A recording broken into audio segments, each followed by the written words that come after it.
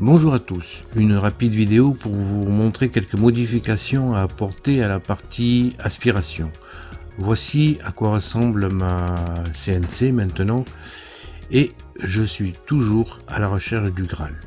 Je voudrais obtenir une qualité de gravure comme la Western et certains d'entre vous, dont François, m'a fait très justement remarquer que sur leur vidéo, il y avait une diminution du calibre de l'aspiration et que le diamètre de l'aspirateur était identique pratiquement à celui de la fraise, soit 3 mm à peu près.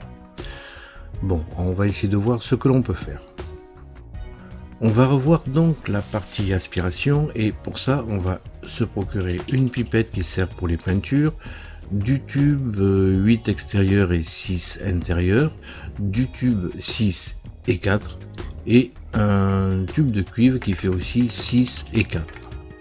Le tuyau que j'utilise en grand diamètre vient en fait de poche urinaire. Alors si vous entendez bien votre pharmacien, votre infirmière ou votre toubib, il pourra vous en procurer des périmés.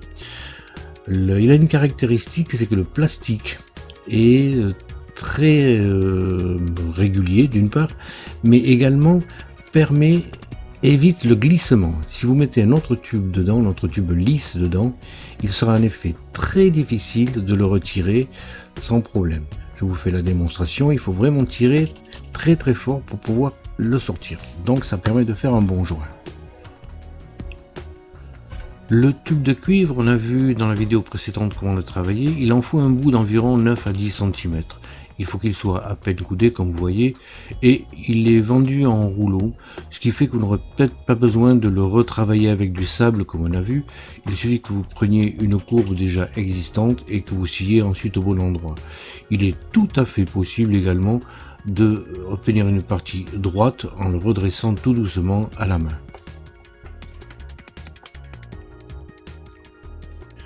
Pour ce qui est de la pipette, on a déjà vu son utilisation justement pour mettre le sable en prenant l'embout où il faut presser. Maintenant on va utiliser l'autre extrémité.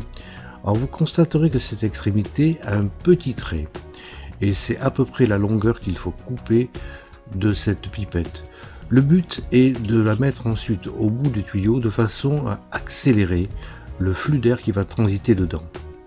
Vous la coupez en deux et ensuite il est facile relativement de l'insérer dans l'extrémité du tube de cuivre. Voilà, nous avons modifié un petit peu la partie aspiration et vous obtenez maintenant une sonde d'aspiration qui est fait 3 mm à son extrémité, c'est-à-dire le même diamètre que la fraise que vous allez utiliser pour faire votre gravure. Le réglage en hauteur est facilité vu que maintenant il est métallique. Pour la partie haute, nous allons faire un embout dans le tube large de 8 mm et qui permettra de faire un joint parfait. Le but final étant bien sûr de ressembler le plus possible à la configuration de la Western.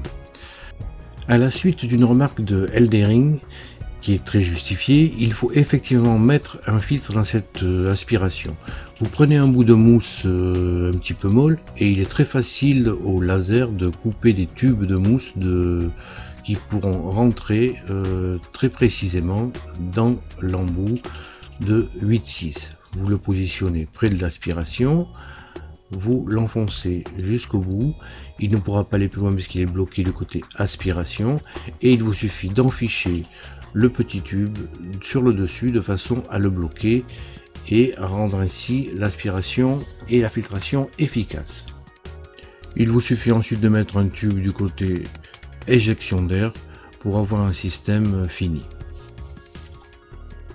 Bon, tout est prêt, on a une aspiration au top, on a une aspiration accélérée, c'est filtré, mais le résultat n'est pas comme dans la vidéo de Western.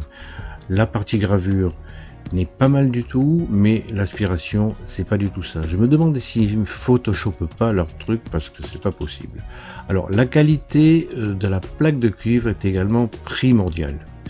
Bon, la partie aspiration ne marche pas, on va donc essayer d'inverser les tubes et je vais le mettre en soufflage pour voir le résultat obtenu.